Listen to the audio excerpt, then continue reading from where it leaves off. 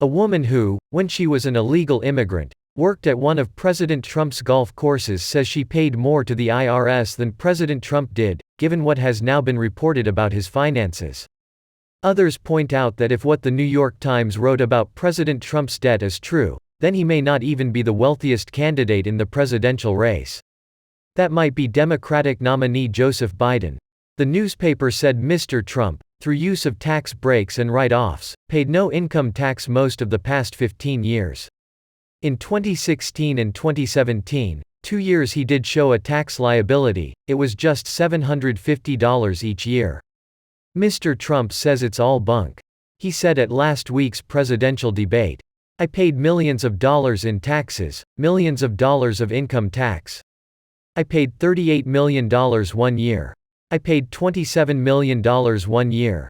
Republicans on Capitol Hill say the fact that the Times has what it claims to be President Trump's tax data means there is a strong prospect that a felony crime was committed by someone who leaked the legally protected information. Representative Kevin Brady of Texas, the top Republican on the House Ways and Means Committee, which oversees the IRS, said, "To ensure every American is protected against the illegal release of their tax returns for political reasons, I am calling for an investigation of the source and to prosecute if the law was broken." Budget watchdogs said the reports on President Trump's taxes should spur an overhaul of the tax code to stop the kinds of legal tactics the president may be using. Late-night comics joked that President Trump would try to sell off Air Force One or the Grand Canyon to cover his debts. The word, bombshell, was frequently used to describe the reporting on Mr. Trump. The Associated Press compared the revelations to Republican presidential nominee Mitt Romney's 47% gaffe in the 2012 campaign. The news service speculated, "The image of a man flying around in private jets from one luxury property to another and paying less taxes than millions of Americans with far more modest lifestyles could prompt a backlash." Yet little more than a week after the original story, the most striking aspect is how small of a ripple it has made. In part that's just the chaos of 2020. In that ensuing week, the candidates have faced off in their first debate. A battle over a vacant Supreme Court seat has begun, and, stunningly, Mr. Trump has contracted the virus.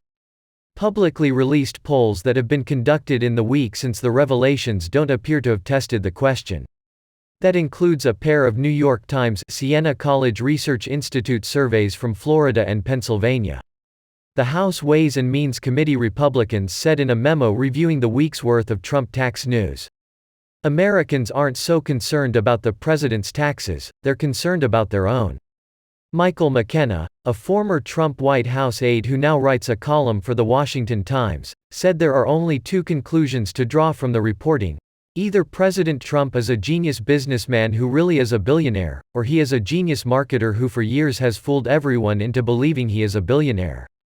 Mr. McKenna said, "Somebody who can understand and use the tax code to that extent must be A, pretty smart, and B, must have a lot of dollars passing through his company."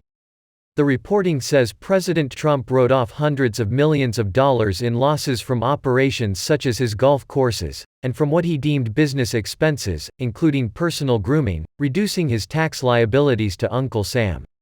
The reporting also says Mr. Trump has some $300 million in loans that come due over the next several years. The New York Times has been somewhat cagey about what information it obtained. In an editor's note, the paper said it will not release the records it used in order to protect sources. The paper does not claim Mr. Trump broke any laws, but others, citing the newspaper's data, do. Maurice Pearl, chair of Patriotic Millionaires, said Mr. Trump committed some amount of criminal tax evasion, but acknowledged much of what he did was legal. Mr. Pearl demanded that Congress step in and cancel those tax breaks. The National Taxpayers Union Foundation, though, warned against knee-jerk legislative responses.